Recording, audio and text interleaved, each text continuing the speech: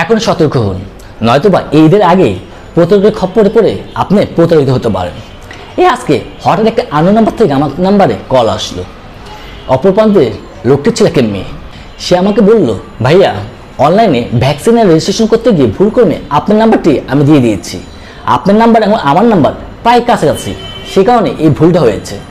আপনি কষ্ট করে আপনার নাম্বারে একটা ওটিপি আসবে, সেই ওটিপিটা আমাকে সেন্ড করবেন, নয়তোবা আমার সমস্যা হয়ে যাবে। কেননা 24 ঘন্টার আগে আমি আর রেজিস্ট্রেশন করতে পারবো না এবং আমার এই রেজিস্ট্রেশনটা খুবই জরুরি। এই কথাটা বলেই সে ফোনটা রেখে দিল। এর কিছুক্ষণ পরে আমার নাম্বারে এক ওটিপি আসলো এবং সাথে সাথে সেই নাম্বার থেকে আবার কল আসলো। তখন সেই মেয়েটি বলল, ভাইয়া ওটিপিটা দিন, নয়তোবা আমি অনেক সমস্যায় পড়ে যাব। আমি একটু ভেবেচিন্তে বললাম, আপনার যে নাম্বার এবং আমার যে নাম্বার বললেন হুবহু অনেকটা মিল, সেই নাম্বারতে কল দিচ্ছে না কেন? আপনি আমার সেই নাম্বারতে কল দিন, আমি ওটিপি দিয়ে দিচ্ছি।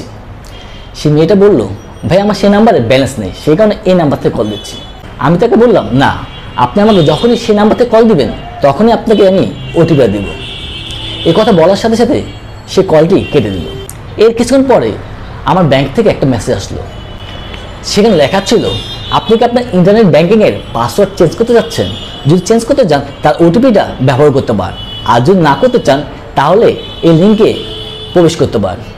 আমি সাথে সাথেই ব্যাংকে কল করলাম এবং এই জিনিসটা অবহিত করলাম। এর কিছুক্ষণ পর আমি সেই নাম্বার আবার কল দিচ্ছি, কিন্তু সে নাম্বারটি আর ঢুকছে না। তাহলে বুঝতে পারছেন, প্রতারকরা প্রতিনিয়তই তাদের পলিসি চেঞ্জ করছে, একটা পর এক তার পদ্ধতি অবলম্বন করছে এবং এমন এমন পদ্ধতি অবলম্বন করছে যা আপনাকে বিশ্বাস করতে বাধ্য। তাই আপনি এখন সতর্ক হন, নয়তোবা এই ঈদের আগেই আপনি প্রতারকের খপ্পরে পড়ে প্রতারিত হতে পারেন। এবং নিজে সতর্ক হন এবং অন্যকে সতর্ক করার জন্য এই ভিডিওটি শেয়ার করতে পারেন। এই ঘটনাটি আমার সাথে ঘটেনি, অন্য আরেকজনের সাথে ঘটেছে, তাই আপনাদেরকে সাবধান করার জন্য এই ভিডিওটি করলাম। ধন্যবাদ।